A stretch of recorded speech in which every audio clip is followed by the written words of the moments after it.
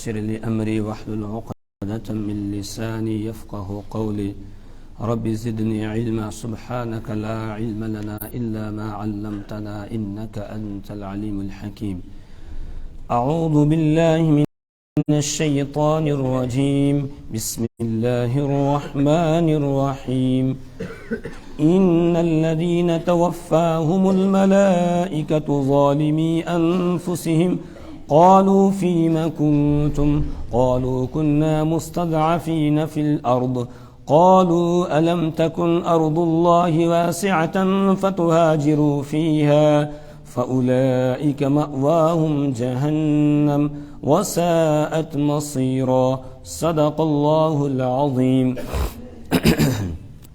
سورۃ النساء کی آیت نمبر 96 تک ہم پڑھ چکے ہیں۔ آج آیت نمبر 97 سے درس ہو رہا ہے۔ اس سے پہلے ہم یہ بات پڑھ کر آئے ہیں کہ ابتدا میں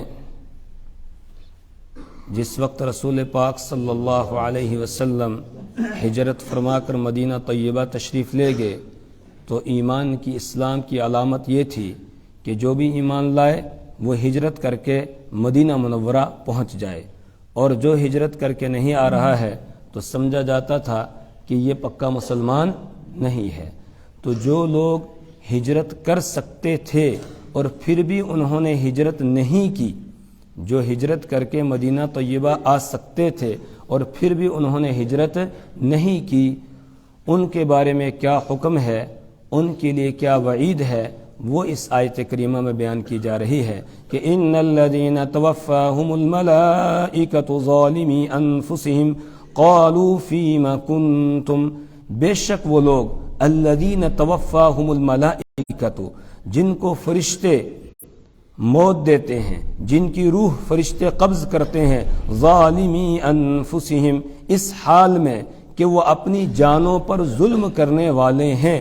قالوا فیم کنتم، فرشتے ان سے کہتے ہیں فیم کنتم، تم کس سرزمین میں تھے یا تم کس دین پر تھے، فیم کنتم، تم کس دین پر تھے، یہ فرشتے ان سے پوچھتے ہیں۔ قالوا كنا مستضعفین فی الارض، وہ جواب دیتے ہوئے کہتے ہیں كنا مستضعفین فی الارض، ہم کمزور تھے زمین میں۔ قالوا الم تکن ارض اللہ واسعہ، تو فرشتے ان سے کہتے ہیں الم تکن ارض اللہ واسعہ، کیا اللہ کی زمین کشادہ نہیں تھی، فتہاجروا، تو تم ہجرت کر جاتے، فیہا، اس میں، لیکن انہوں نے ہجرت نہیں کی۔ اب فرشتے ان کو بتاتے ہیں فَأُولَئِكَ مَأْوَاهُمْ جَهَنَّمْ، تو یہ وہ لوگ ہیں جن کا ٹھکانہ جہنم ہے، وَسَاءَتْ مَصِيرًا، اور وہ بہت برا ٹھکانہ ہے۔ اس وقت ہجرت فرض تھی مکہ المکرمہ سے خاص طور سے مدینہ منورہ کی طرف، کیوں؟ اس لیے کہ مدینہ منورہ اب دارالاسلام بن چکا تھا اور مکہ المکرمہ یہ دارالحرب تھا، اور مکہ میں رہ کر اپنے دین پر عمل کرنا ممکن نہیں تھا، وہاں پر دین پر عمل کرنے میں مشکلات تھی، پریشانیاں تھی۔ اسی وجہ سے خود رسول پاک صلی اللہ علیہ وسلم نے ہجرت کی، آپ کے صحابہ نے ہجرت کی۔ تو جس جگہ رہ کر آدمی کو اپنے دین پر عمل کرنا مشکل ہو رہا ہو، پھر وہاں پر اس کو رہنے کی اجازت نہیں ہے۔ کیوں؟ اس لیے کہ زمین، جائیداد، مال و دولت، ان سب سے زیادہ قیمتی چیز آدمی کے پاس ایمان ہے۔ ایمان سے بڑھ کر آدمی کے پاس کوئی چیز نہیں ہے۔ اگر کوئی آدمی کسی ایسے علاقے میں رہتا ہے جس جگہ کا ماحول یہ ہے کہ وہاں پر وہ اپنے دین کو ظاہر نہیں کر سکتا ہے، تو پھر اس کے لیے لازم ہے کہ وہاں سے وہ ہجرت کر جائے۔ کیوں؟ اس لیے کہ دین کو ظاہر کرنا ضروری ہے۔ اگر یہ دین کو ظاہر کرے گا، ایک تو اس پر بھی پریشانی آئیں گی، دوسرا جو لوگ وہاں پر رہ رہے ہیں ان کو بھی تکلیف ہوگی۔ جو لوگ وہاں دوسرے رہ رہے ہیں، دوسرے مذاہب کے رہ رہے ہیں، جب یہ دین پر عمل کرے گا، یہ اذان دے گا، یہ نماز پڑھے گا، یہ سنت کے مطابق اپنا لباس اختیار کرے گا، یہ سنتوں پر عمل پیرا ہوگا، تو اس سے ان کو بھی تکلیف پہنچے گی اور اس کو بھی مشقت اور پریشانیوں کا سامنا کرنا پڑے گا۔ کیوں؟ اس لیے کہ وہ اس کو پریشان کریں گے، وہ اس کو دین پر چلنے نہیں دیں گے۔ اس لیے اس موقع پر شریعت کا حکم یہ ہے کہ وہاں سے آدمی ہجرت کر جائے اور ایسی جگہ چلا چلا جائے جہاں پر وہ اپنے دین کو محفوظ رکھ سکتا ہے، اپنے دین کو بچا سکتا ہے۔ مکہ المکرمہ میں نماز پڑھنا کوئی آسان کام نہیں تھا اس وقت۔ فتح مکہ سے پہلے اگر کوئی نماز پڑھتا ہوا ملتا تو اس کو چھوڑتے تھے، وہ اس پر ٹوٹ پڑتے تھے۔ خود رسول پاک صلی اللہ علیہ وسلم کو نہیں نماز پڑھنے دی جاتی تھی تو دوسروں کا کیا کہنا۔ اسی طریقے سے دین کے جو اور شاعر ہیں ان کو بھی اختیار نہیں کرنے دیا جا رہا تھا، اس لیے آپ نے ہجرت فرمائی۔ اب ہجرت فرض ہو چکی تھی، جس طرح نماز پڑھنا فرض ہے اسی طریقے سے ہجرت بھی فرض تھی کہ مکہ سے ہجرت کر کے مدینہ طیبہ آ جائیں۔ بہت سارے لوگ تو ہجرت کر کے آ گئے، اور کچھ لوگ ایسے تھے جو معذور تھے، کمزور تھے، عورتیں تھیں جنہوں نے اسلام قبول کر لیا، مردوں نے کسی نے اسلام قبول کیا نہیں ان کے گھر میں، یا اسی طریقے سے چھوٹے بچے ہیں جنہوں نے اسلام قبول کر لیا لیکن وہ ہجرت کرنے کی طاقت نہیں رکھتے تھے، ان کو تو معذور سمجھا گیا اور ان کا حکم بھی آگے آ رہا ہے کہ یہ لوگ معذور ہیں۔ لیکن جس کو طاقت تھی، جو ہجرت کر سکتا تھا اور پھر ہجرت نہیں کی صرف اس وجہ سے کہ اگر میں ہجرت کر کے جاؤں گا میرا یہ گھر چھوٹ جائے گا، میری زمین جائیداد چھوٹ جائے گی، میرے رشتہ دار یہیں رہ جائیں گے، پھر اس نے ہجرت نہیں کی، اس کے لیے سخت وعید بیان کی گئی۔ فَأُولَئِكَ مَأْوَاهُمْ جَهَنَّمْ، کہ یہ لوگ ایسے ہیں کہ جن کا ٹھکانہ جہنم ہے، وَسَاءَتْ مَصِيرًا، اور وہ بہت برا ٹھکانہ ہے۔ ہجرت ایک تو اس وجہ سے ضروری تھی کہ دین پر عمل کرنے کے حالات مدینہ میں تھے، مکہ میں نہیں تھے۔ دوسری اس وجہ سے کہ دین سیکھنے کے مواقع وہ مدینہ منورہ میں تھے، مکہ میں نہیں تھے۔ اور تیسرے اس وجہ سے کہ مدینہ منورہ ایک ابھی نئی ریاست قائم ہوئی تھی، اسلامی ریاست قائم ہوئی تھی، اب سب کی ذمہ داری تھی اس کو مضبوط کرنا، اور اس کی مضبوطی اسی میں تھی کہ لوگ وہاں پر کثرت کے ساتھ جمع ہو جائیں اور وہاں آ کر بسیں تاکہ یہ ریاست مضبوط ہو جائے، تو اس وجہ سے ہجرت اس پر لازم کی گئی تھی۔ اور اپنے گھر بار کو چھوڑنا یہ بھی کوئی آسان کام نہیں ہے، تو ہجرت کا حکم یہ بہت سخت حکم تھا اور ایک آزمائش تھی، ایک امتحان تھا۔ بہت مشکل ہے جس جگہ آدمی پیدا ہوا ہو، جس جگہ وہ پلا بڑا ہو، وہاں سے اس جگہ کو چھوڑ کر آدمی دوسری جگہ جائے۔ اللہ کے رسول صلی اللہ علیہ وسلم خود جس وقت ہجرت فرما رہے تھے بار بار آپ مکہ کی طرف مڑ کر دیکھتے تھے، اور جب آخری اس مقام پر پہنچے ہیں کہ جس کے بعد اب کعبہ پر نظر ڈالیں تو نظر نہیں پڑے گی، آگے نکل جائیں تو آپ نے پھر مکہ کی سرزمین کی طرف مڑ کر دیکھا، اور آپ نے مکہ کی سرزمین کو خطاب کر کے کہا، اس وقت آپ کی آنکھوں سے آنسو جاری تھے، آپ نے فرمایا یا ارض مکہ انک احب البلاد الی، اے مکہ کی سرزمین تو میرے نزدیک سب سے زیادہ محبوب اور سب سے زیادہ پسندیدہ تھی، لیکن کیا کروں آج یہاں کے باشندوں نے میرا یہاں رہنا مشکل کر دیا ہے، میرے گھر کا محاصرہ کیا گیا، میرے قتل کا پلان بنایا گیا، اس لیے میں تجھ سے جدا ہو رہا ہوں، جا رہا ہوں۔ آپ بار بار مڑ کے دیکھ رہے تھے، اللہ تبارک و تعالیٰ نے اسی وقت قرآن نازل فرمایا، ان الذی فرض علیک القرآن لرادک الی معاد، یقیناً وہ ذات جس نے آپ کو قرآن عطا کیا ہے، لرادک الی معاد، وہ ضرور آپ کو یہاں واپس لوٹا کر لائے گا۔ اور پھر 8 سال کے بعد آپ فاتحانہ شان کے ساتھ مکہ میں داخل ہوتے ہیں، مکہ فتح ہو جاتا ہے۔ مکہ فتح ہونے کے بعد اب آپ نے اعلان فرما دیا لا ہجرت بعد اليوم، کہا آج یا لا ہجرت بعد فتح مکہ، مکہ کی فتح ہو جانے کے بعد اب ہجرت نہیں ہے، ولیکن جہاد و نیت، البتہ جہاد اور نیت ہے۔ یہ تو آدمی کو ہے، نیت رہنی چاہیے آدمی کی دین پر عمل کرنے کی، اور اسی طریقے سے اللہ کے راستے میں اپنی جان کی قربانی دینے کے لیے آدمی کو ہر وقت تیار رہنا چاہیے، یہ تو ہے۔ لیکن اب مکہ سے ہجرت نہیں ہوگی، کیوں؟ اس لیے کہ اب مکہ بھی دارالاسلام بن گیا ہے۔ لیکن یہ کب ہوا؟ جب انہوں نے قربانیاں دی، جب اپنے زمین جائیداد ساری چیزوں کو چھوڑا۔ کہنا آسان ہے لیکن کرنا بہت مشکل ہے۔ سب کچھ چھوڑ کر وہ آگے تھے، تو اس کے بعد پھر اللہ کی مدد آ گئی اور اللہ نے اس علاقے کو بھی دارالاسلام بنا دیا جہاں پر ان کے لیے سجدہ کرنا مشکل ہو رہا تھا، جہاں پر اللہ کا نام لینا مشکل ہو رہا تھا۔ اللہ کا نام لینا مشکل ہو رہا تھا. حضرت بلال رضی اللہ تعالیٰ عنہ کو کیوں گھسیٹا جا رہا تھا؟ صرف وہ کہتے تھے کہ احد احد، صرف ایک اللہ ہے، ایک اللہ کی عبادت اور بندگی کرنی ہے. تو اس وجہ سے ان کو پیٹا جا رہا تھا، ان کی پٹائی کی جا رہی تھی. حضرت سمیہ رضی اللہ تعالیٰ عنہا کے جسم کے 2 ٹکڑے صرف اسی وجہ سے کیے گئے تھے کہ وہ اللہ کو مانتی تھی. رسول پاک صلی اللہ علیہ وسلم کی مخالفت صرف کیوں کی جا رہی تھی؟ اس لیے کہ آپ ایک اللہ کو ماننے والے تھے، کوئی اور زمین جائیداد کا، رشتہ داری کا کوئی جھگڑا نہیں تھا. وہ کہتے تھے اجعل الالہۃ الہ واحدہ، کہ کیا انہوں نے بہت سارے خداؤں کو ایک ہی خدا بنا دیا؟ یعنی یہ کہتے ہیں کہ صرف ایک ہی دستگیر ہے، ایک ہی مشکل کشا ہے، ایک ہی حاجت روا ہے، ایک ہی سجدوں کا حق رکھتا ہے، ایک ہی نظر و نیاز کا حقدار ہے، اور کوئی نہیں ہے. ان ھذا لشیء عجاب، یہ تو بڑی عجیب بات ہے، ہم نے آج تک یہ بات سنی نہیں ہے، ہم تو وہی کریں گے جو ہمارے آبا و اجداد کرتے آئے ہیں. اس وجہ سے وہ مخالف ہو گئے تھے. وَإِذَا قِيلَ لَهُمْ لَا إِلَٰهَ إِلَّا اللَّهُ يَسْتَكْبِرُونَ، جب ان سے کہا جاتا تھا لا الہ الا اللہ، کہ اللہ کے علاوہ کوئی معبود نہیں، کوئی بندگی کے لائق نہیں، کوئی مشکل کشا نہیں، کوئی حاجت روا نہیں، کوئی بگڑی بنانے والا نہیں، کوئی دستگیر نہیں، کوئی بیٹے بیٹیاں دینے والا نہیں ہے، سب کچھ کرنے والا وہی، نفع کا مالک بھی وہی، نقصان کا مالک بھی وہی ہے. اس کے علاوہ نہ کوئی نفع کا مالک ہے، نہ کوئی نقصان کا مالک ہے. تو یستکبرون، یہ بات سنتے ہی وہ تکبر میں آ جاتے تھے. اور جب اللہ کا ذکر کیا جاتا، وَإِذَا ذُكِرَ اللَّهُ وَحْدَهُ، جب تنہا اللہ کا ذکر کیا جاتا تو یہ ناک منہ چڑھا لیا کرتے تھے، اور اگر ان کے معبودوں کا کہیں ذکر آتا تو خوش ہو جاتے تھے. یہ حالات تھے مکہ کے اندر، اللہ کا نام لینا مشکل تھا.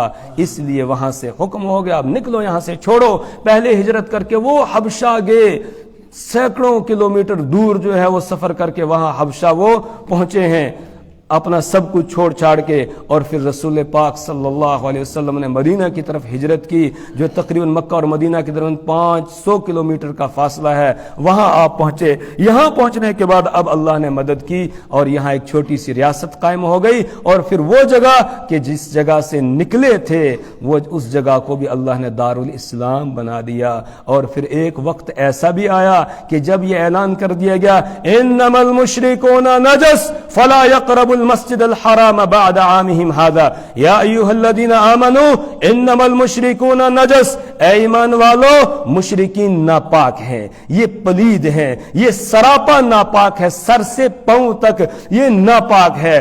ایسے ناپاک ہے اگر 7 سمندروں میں ان کو نہلایا جائے تب بھی یہ پاک نہیں ہوں گے. پاک ہونے کے لیے صرف ایک ہی ذریعہ ہے، ایک ہی صورت ہے، وہ ہے کلمہ شہادت، اشہد ان لا الہ الا اللہ واشہد ان محمدن عبدہ ورسولہ. اگر کلمہ پڑھ لیں گے پاک ہو جائیں گے، اور وہ بھی اخلاص کے ساتھ دل سے پڑھیں گے تب، ورنہ اس سے بھی نہیں. تو اور کوئی صورت ان کے پاک ہونے کی نہیں ہے. اور جب یہ ناپاک ہے تو مسلمانوں تمہاری ذمہ داری ہے فلا يقرب المسجد الحرام بعد عامهم هذا، اب یہ اس سال کے بعد مسجد الحرام کے قریب نہ آنے پائے.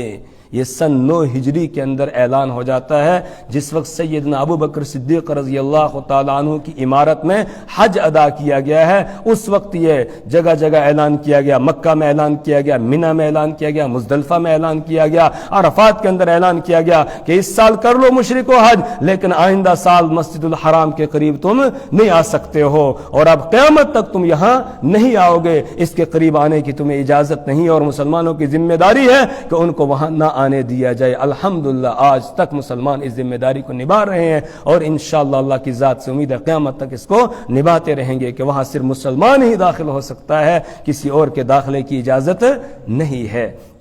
یہ کب ہوا؟ جب انہوں نے قربانی دے دی تھی. قربانی دے کر وہ مدینہ منورہ پہنچے ہیں، سب کچھ قربان کر کے. اور وہاں پہنچے تو پھر وہاں پہنچنے کے بعد کیسے ان کا گزر بسر ہوا؟ یہاں سے تو چلے تھے اللہ کے حکم پر، کوئی آگے کا پلان نہیں تھا کیا ہوگا آگے، لیکن اللہ تبارک و تعالیٰ نے وہاں جگہ دے دی، وہاں یہ انصار کو اللہ نے پیدا فرما دیا۔ انصار نے ایسا ان کا اکرام کیا، ایسا احترام کیا، جب رسول پاک صلی اللہ علیہ وسلم نے ان کے درمیان مواخات کروائی ہے، اور یہ قیامت تک، اللہ کا دین قیامت تک آگے تک ہے، اب تو قیامت تک اور کوئی نبی آنے والا نہیں ہے۔ ایک طریقہ کار بتا دیا گیا کہ اگر کہیں سے مسلمان ہجرت کرنے پر مجبور ہو جائیں اور جہاں ہجرت کر کے آ رہے ہیں وہاں لوگوں کی کیا ذمہ داری ہے، کیسے وہ ان کے ساتھ نبھاؤ کریں گے، کس طریقے سے وہ رہیں گے، یہ بتایا گیا۔ رسول پاک صلی اللہ علیہ وسلم نے ان کے درمیان مواخات کرا دی، ایک انصاری کو لیا، ایک مہاجر کو لیا، دونوں کا آپس میں ایک دوسرے کا بھائی بنا دیا گیا۔ حضرت انس رضی اللہ تعالیٰ عنہ فرماتے ہیں ہمارے گھر میں رسول پاک صلی اللہ علیہ وسلم نے یہ مواخات کا معاملہ کرایا تھا، انصار اور مہاجرین کو بھائی بھائی بنایا، اور پھر مہاجرین اور انصار نے کتنی بڑی قربانی دی، انہوں نے کہا یا رسول اللہ صلی اللہ علیہ وسلم یہ ہمارے بھائی ہیں، آپ نے ان کو ہمارا بھائی بنا دیا ہے، اب آپ ہمارے اور ان کے درمیان ہماری زمینوں کو تقسیم کر دیجئے، ہمارے گھروں کو تقسیم کر دیجئے۔ حضرت سعد بن ربیع رضی اللہ تعالیٰ عنہ ان کے بھائی بنائے گئے تھے، حضرت عبد الرحمن بن عوف رضی اللہ تعالیٰ عنہ، انہوں نے پیشکش کی، کہا اب آدھی زمین میری آدھی تمہاری ہوگی، آدھا باغ میرا آدھا تمہارا ہوگا، یہ گھر ہے اس کے دو حصے کریں گے، آدھا تمہارا اور آدھا میرا، میری دو بیویاں ہیں، ان میں سے جو تمہیں پسند ہے تم بتاؤ، میں اس کو طلاق دیتا ہوں، عدت گزر جائے گی، اس کے بعد تم اس کے ساتھ نکاح کر لو۔ اس طریقے سے اتنے زیادہ قریب ہو گئے تھے ایک دوسرے کے، اور اس طرح انہوں نے زندگی بسر کی۔ کچھ عرصے کے بعد پھر مہاجرین اپنے قدموں پر کھڑے ہو گئے، وہ ان پر بوجھ بن کے نہیں رہے، بلکہ انہوں نے کہا ہمیں تو بازار کا راستہ بتاؤ۔ حضرت عبد الرحمن بن عوف رضی اللہ عنہ نے فرمایا مجھے بازار کا راستہ بتاؤ، تجارت کہاں ہوتی ہے؟ حضرت سعد بن ربیع رضی اللہ تعالیٰ عنہ نے بتا دیا کہ بنو قینقاع کا جو علاقہ ہے وہاں بازار ہے، چلے گئے وہاں پر، صبح سے شام تک جا کر تجارت کی، کچھ خریدا بیچا، شام کو کچھ پنیر اور اسی طریقے سے کچھ اور سامان لے کر گھر پہنچ گئے، اور لا کر حضرت سعد بن ربیع رضی اللہ تعالیٰ عنہ کے اہلیہ کو دیا، کہا بابی جان یہ بناؤ پکاؤ اور خود بھی کھاؤ مجھے بھی کھلاؤ۔ اس طرح انہوں نے تجارت شروع کر دی۔ چند دنوں کے بعد حضرت عبد الرحمن بن عوف رضی اللہ تعالیٰ عنہ نے مہر کا انتظام کر کے ایک عورت کے ساتھ نکاح بھی کر لیا۔ رسول پاک صلی اللہ علیہ وسلم کو پتہ ہی نہیں، بتایا نہیں کہ میں نکاح کر رہا ہوں۔ آپ صلی اللہ علیہ وسلم نے ان کے کپڑے پر ایک نشان دیکھا زرد رنگ کا، تو پوچھا یہ نشان کیسا ہے؟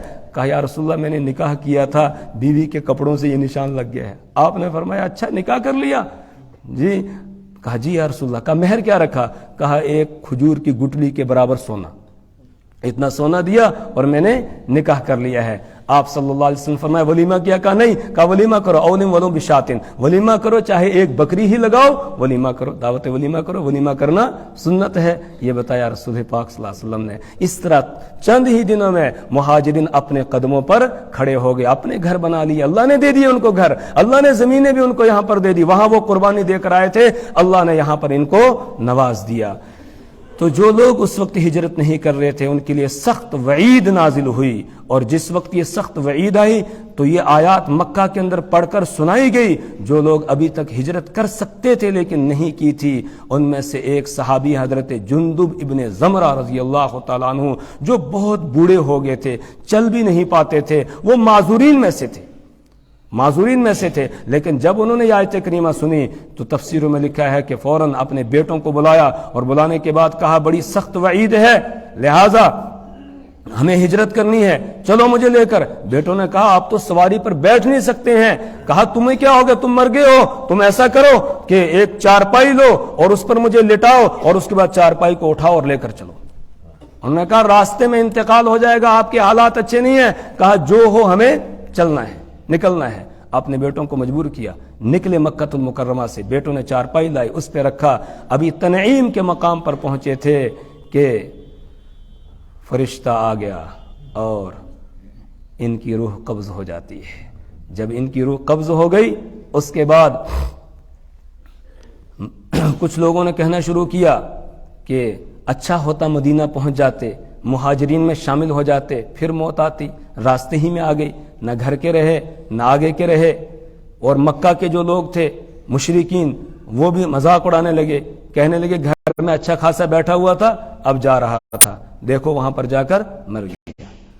اللہ تبارک و تعالیٰ نے اس پر بھی آیت نازل فرمائی، فرمایا جو ہجرت کرتے ہوئے راستے میں انتقال کر جائے گا وہ مہاجر ہے، اللہ نے اس کو مہاجرین میں شامل کر لیا ہے۔ تو ان الذین توفاہم الملائکۃ ظالمی انفسہم، ایک بات یاد آ گئی، جس جگہ دین پر عمل کرنا مشکل ہو رہا ہو وہاں مسلمان کے لیے رہنے کی اجازت نہیں ہے، اس کو دوسرے علاقے میں منتقل ہونا ہے جہاں وہ دین پر عمل کر سکتا ہے۔ کیا ہوگا؟ اللہ اس کا مددگار ہوگا جب اخلاص کے ساتھ اپنے دین اور ایمان کو بچانے کے لیے، اپنے نسلوں کے دین اور ایمان کو بچانے کے لیے وہ ایسی قربانی دے گا، اللہ اس کے لیے ضرور انتظام کرے گا، اللہ اس کو وسعت دے دے گا۔ لیکن آج الٹا ہوتا ہے، آج ہمارے بہت سارے بھائی ایسے ممالک میں جاتے ہیں جہاں دین بچانا مشکل، یہاں رہتے ہوئے دین بچانا آسان تھا، لیکن ایسے ممالک میں جاتے ہیں کہ جہاں دین بچانا مشکل ہے، دار الکفر، جہاں پر کفر کا دور دورہ ہے، جہاں پر حرام کی کثرت ہے، ساری چیزیں ہیں، وہاں پر جاتے ہیں صرف کیوں؟ بس اس کے لیے، پیسے کمانے کے لیے دوسرے ممالک میں چلے جاتے ہیں، کوئی کہیں جاتا ہے، کوئی کہیں جاتا ہے، اس لیے وہ درست نہیں ہے۔ اور بہت سارے لوگ جاتے ہیں اور بہت سارے پھر ماں باپ شکایت کرتے ہیں ہمارا بیٹا جی وہ کینیڈا گیا تھا، فلاں جگہ گیا تھا، فلاں جگہ گیا تھا، وہاں سے جو ہے وہ بے دین ہو کر آیا ہے، اب تو وہ خدا کا بھی نعوذ باللہ کیا ہو گیا ہے، منکر ہو گیا ہے۔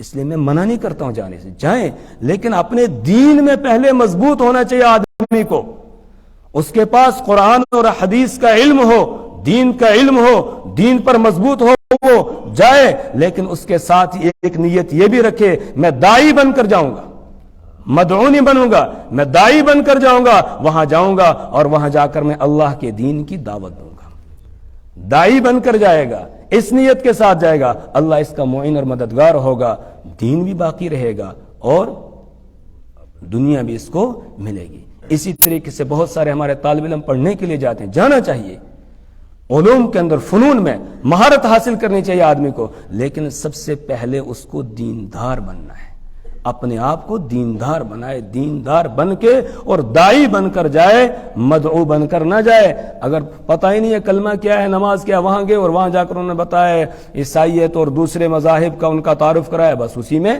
بہہ جائے گا، پھر اسی طریقے سے ہو جائے گا۔ اور ان کے یہاں تو ایک اور آسان طریقہ یہ ہے کہ وہ لڑکیوں کو پیش کرتے ہیں، بس عورت کے پیچھے آدمی پھر اپنا سب کچھ تباہ کر دیتا ہے، برباد کر دیتا ہے۔ اس لیے اگر کوئی جانا چاہتا ہے تو جانے سے پہلے وہ اپنے آپ کو دیندار بنائے، دین سیکھے، قرآن سیکھے، قرآن سیکھنے کے بعد جب دین میں اس کو اچھی طرح رسوخ حاصل ہو جائے، نمازوں کا یہ پابند بن گیا ہے اور روزوں کا پابند ہے، سنتوں کا پابند ہے، اب یہ جائے گا تو اس کا عمل سے بھی دوسروں کو دعوت ملے گی، اس کے عمل سے بھی دوسروں کو دعوت ملے گی۔ صحابہ کرام جو نکلے تھے اسی طریقے سے نکلے، دنیا کے کونے کونے میں پہنچے، داعی بن کر پہنچے، اللہ نے ان کو دنیا بھی دی اور اس کے ساتھ ساتھ انہوں نے دین کو بھی پھیلایا، اسی وجہ سے آج ہم بھی کیا ہیں، مسلمان ہیں، وہ پھیل گئے تھے۔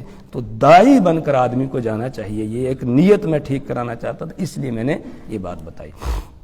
ان الذين توفاهم الملائکۃ ظالمی انفسهم قالوا فيما كنتم، بے شک وہ لوگ جنہیں فرشتے وفات دیتے ہیں، موت دیتے ہیں، ظالمی انفسهم، اس حال میں کہ وہ لوگ اپنی جانوں پر ظلم کرنے والے تھے، قالوا فيما كنتم، ظلم کرنے والے یعنی انہوں نے ہجرت نہیں کی تھی، قالوا فيما كنتم، فرشتے ان سے پوچھتے ہیں تم کس دین میں تھے، قالوا كنا مستضعفين في الارض، تو وہ کہتے ہیں کہ ہم کمزور تھے زمین میں، یعنی ہم ہجرت کرنے کی طاقت نہیں رکھتے تھے۔ قالوا، فرشتے آگے سے جواب دیتے ہیں، الم تکن ارض اللہ واسعہ، کیا اللہ کی زمین کشادہ نہیں تھی؟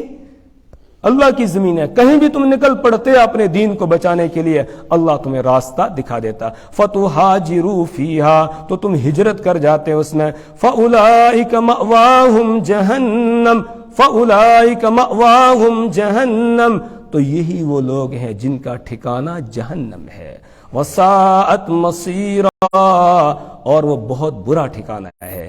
ایک یہ بات بھی اس آیت سے معلوم ہوئی کہ ہمیں گھر بنانے سے پہلے سوچنا چاہیے جس جگہ ہم گھر بنا رہے ہیں وہاں کا ماحول کیسا ہے، ماحول کو دیکھ کر دیندارانہ ماحول ہو وہاں گھر بنانا چاہیے، وہاں ہماری نسلوں کا ایمان اور اعمال محفوظ رہیں گے۔ اور کسی ایسے علاقے میں چلے گئے جہاں دین کا نام ہی نہیں ہے تو وہاں خود بھی کیا ہو جائے گا؟ بے دین، اور آگے اولاد بھی کیا ہوگی؟ بے دین ہو جائے گی۔ ہمارے بہت سارے بھائی ایسے ہیں جو مسلم علاقوں کے اندر رہنے کو پسند نہیں کرتے ہیں، غیروں کے علاقوں میں جاتے ہیں، اور پھر جب حالات خراب ہوتے ہیں اس وقت روتے پیٹتے ہیں، لیکن چند دنوں میں پھر بھول جاتے ہیں، پھر وہیں پر رہتے ہیں۔ لیکن ایسے علاقے میں ہمیں رہنا چاہیے جہاں ہمارا دین محفوظ رہ سکے، ہمارے ایمان محفوظ رہ سکے، ایسی جگہ پر۔ اسی لیے کہتے ہیں کہ الجار قبل الدار، کہ گھر بنانے سے پہلے پڑوسی کو دیکھو، کس کے پڑوس میں تم گھر بنا رہے ہو، یہ پڑوسی کیسا ہے، دیندار ہے یا نہیں۔ اگر دیندار ہوگا تو اس کی کچھ خوشبو ہمیں بھی مل جائے گی، اور اگر بے دین ہوگا تو پھر ایسا ہے کہ بے دینی کے کاموں کو آدمی جلدی قبول کرتا ہے، اور بے دینی سے جلدی آدمی متاثر ہو جاتا ہے۔ دینداری سے کم متاثر ہوتا ہے، بے دینی سے جلدی متاثر ہو جاتا ہے، چونکہ ادھر شیطان کی محنت ہوتی ہے، ادھر اپنا نفس بھی لگا ہوا ہے۔ اس لیے گھر بنانے سے پہلے ہمیں پڑوس دیکھنا چاہیے کہ پڑوسی ہمارا کیسا ہے جس جگہ ہم گھر بنا رہے ہیں۔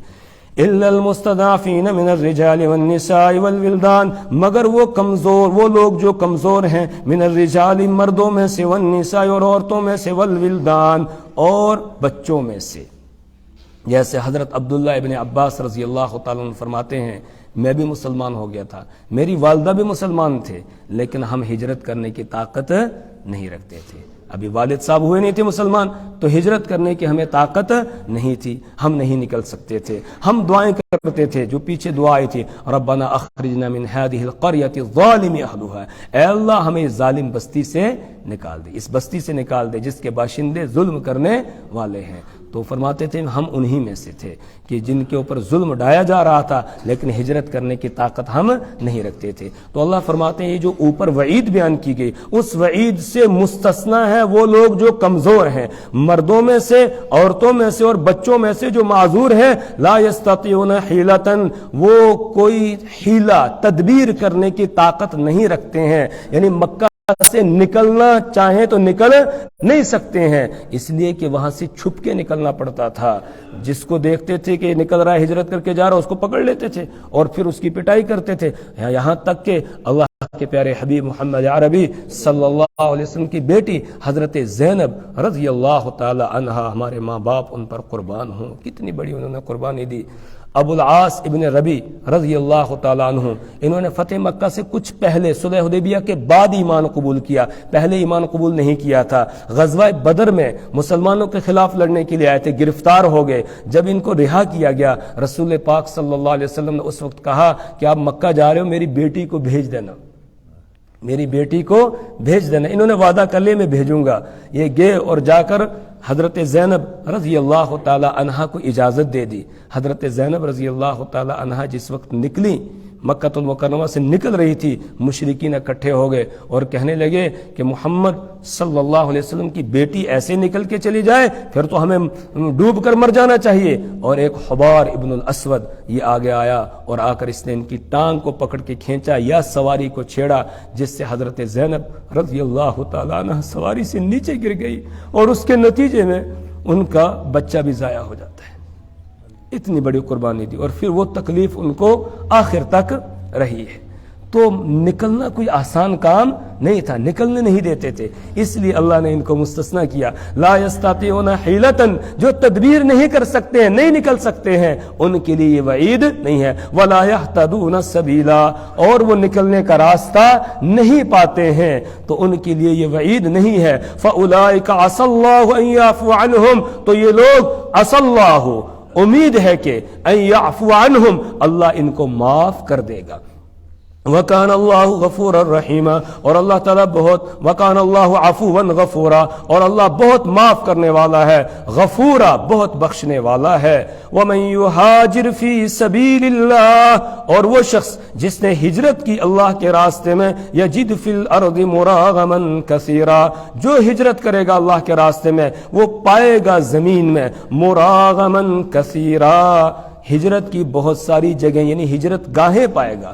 کہاں اس کو جانا ہے وہ نکل پڑے گھر سے، آگے اللہ خود رہنمائی کرے گا۔ حضرت موسیٰ علیہ السلام کی گرفتاری کا بلکہ قتل کا جب مشورہ ہو گیا فرعون کے دربار میں، وجاء رجل ایک شخص دوڑتا ہوا آیا اور آ کر اس نے کہا ان الملأ یأتمرون بک لیقتلوک، کہ آپ کے بارے میں اسمبلی میں یہ پاس ہو چکا ہے کہ وہ آپ کو قتل کر دیں گے، اس لیے فخرج، میں یہاں سے نکل جائیے، میں آپ کے لیے خیر خواہی کرنے والوں میں سے ہوں۔ فخرج منها خائفا يترقب، حضرت موسیٰ علیہ السلام ڈرتے ہوئے وہاں سے نکل پڑے، جدھر رخ تھا چل پڑے، تو اللہ نے مدین پہنچا دیا، اور مدین میں پھر حضرت شعیب علیہ السلام کے گھر پہنچ جاتے ہیں۔ اللہ نے ٹھکانہ دے دیا، 8 سال تک یا 10 سال تک وہاں پر رہے اور واپس لوٹے، بیوی کو ساتھ لے کر لوٹے۔